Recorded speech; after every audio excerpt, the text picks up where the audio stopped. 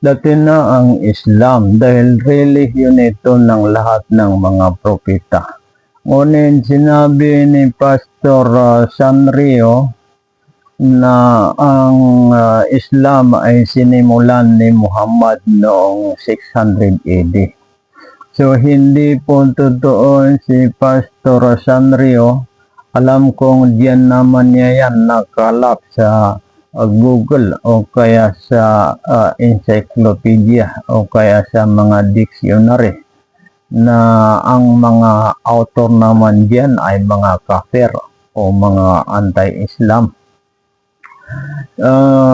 Itong Islam ay mula ito kay Allah. Sinabi ng Allah sa Quran 3:19, Inna ad-dina indallahi al-Islam. Katotohanan ang relihiyon na nagmula kay Allah ay Islam.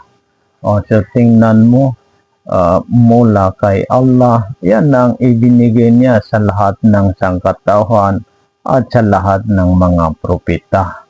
Katunayan, mabasa rin sa Quran sa Quran 16:36, Walaqad ba'athna fi kulli ummatin rasulan ay ya'budallaha wajtanibut tagut.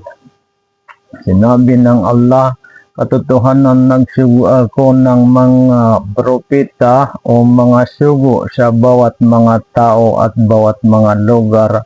Sinasabi nila ay ya'budallah, sambahin niyo ang Allah.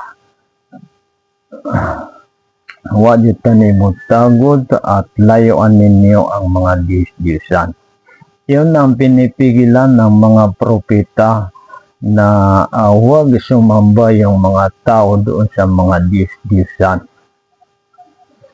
So talagang itong Islam ay relihiyon ito ng lahat ng mga propeta.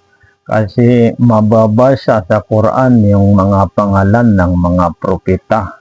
Ang ipinakikilala nilang Diyos ay walang iba kundi ang Allah. Totoo itong sinasabi ko, hindi ako nagsisinungaling.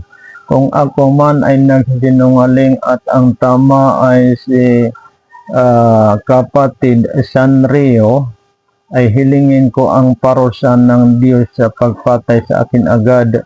Itong hiniling ko ay hindi kayang hilingin ni Pastor Sanrio na kung siya ay nagsisinungaling at ako ang tama ay parusahan siya ng Diyos sa pagpatay sa kanya agad. Hindi niya kayang hilingin yan dahil natatakot siya sa kaniyang kasalanan.